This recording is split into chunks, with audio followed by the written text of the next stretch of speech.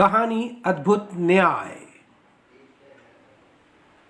बहुत समय पहले की बात है। भीषण गर्मी पड़ रही थी। एक मुसाफिर कच्ची सड़क पर चलता हुआ सोच रहा था, काश कोई साधन मिल जाए। अब तो एक कदम चलना भी भारी है। तभी उसे दूर से एक बैलगाड़ी आती दिखाई दी। मुसाफिर की जान में जान आई। उसने मन ही मन प्रभु को धन्यवाद दिया। कुछ ही पल में बैलगाड़ी उसके पास थी। उसने गाड़ी वाले से कहा, क्यों भाई, रामपुर चलोगे? गाड़ी वाले ने हामी से सिर हिला दिया और बोला, रामपुर पहुंचने का 1 रुपया लगेगा। मुसाफिर आसानी से मान गया। धीरे धीरे बैलगाड़ी चलने लगी। काफ़ी दूर चलने पर गाड़ी वाले ने बैलगाड़ी रोक दी। मुसाफिर परेशान होते हुए बोला, क्या बात है, गाड़ी क्यों रोक दी? साहब, मैं भोजन करूंगा फिर चलूंगा।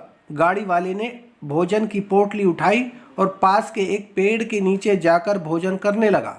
उधर मुसाफिर तेज धूप से परेशान था, अतः वह गाड़ी से उतरकर जमीन पर गाड़ी की छांव में बैठ गया। थोड़ी देर बाद गाड़ी वाले भोजन करके आ गया और बोला, चलिए साहब उठिए, अब हमें चलना है।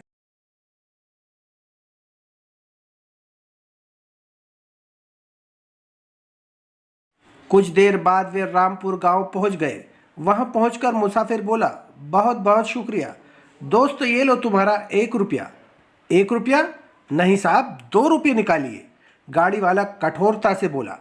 मुसाफिर को गाड़ी वाला समझाते हुए बोला, देखिए साहब, 1 रुपया तो गाड़ी की सवारी और 1 रुपया गाड़ी की छाया में बैठकर आराम करने का। गाड़ी वाले की ऐसी बातों को सुनकर मुसाफिर चकरा गया। वह गाड़ी वाले को 1 रुपये से ज़्यादा नहीं देना चाहता था, जबकि गाड़ी वाला 2 रुपये लेने के लिए अड़ा हुआ था। थोड़ी देर में उसके बीच तू तू में होने लगी।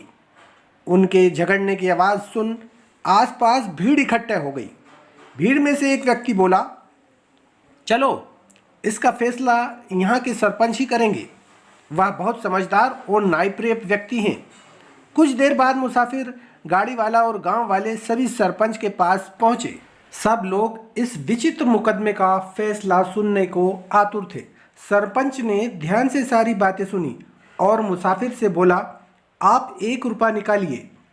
मुसाफिर ने 1 रुपया निकाला। अब सरपंच गाड़ी की तरफ मुड़ता हुआ बोला, हाँ भाई गाड़ी वाले, अब ये दोनों रुपये ले लो। 2 रुपये? गाड़ी वाला चकित होते हुए बोला, हाँ भाई, एक जो मुसाफिर के हाथ में है और दूसरा जो जमीन पर उसकी छाया में दिख रहा है। यह सुनकर गाड़ी वाला पानी पानी हो गया और चुपचाप 1 रुपया लेकर वहाँ से 9 2 11 हो गया।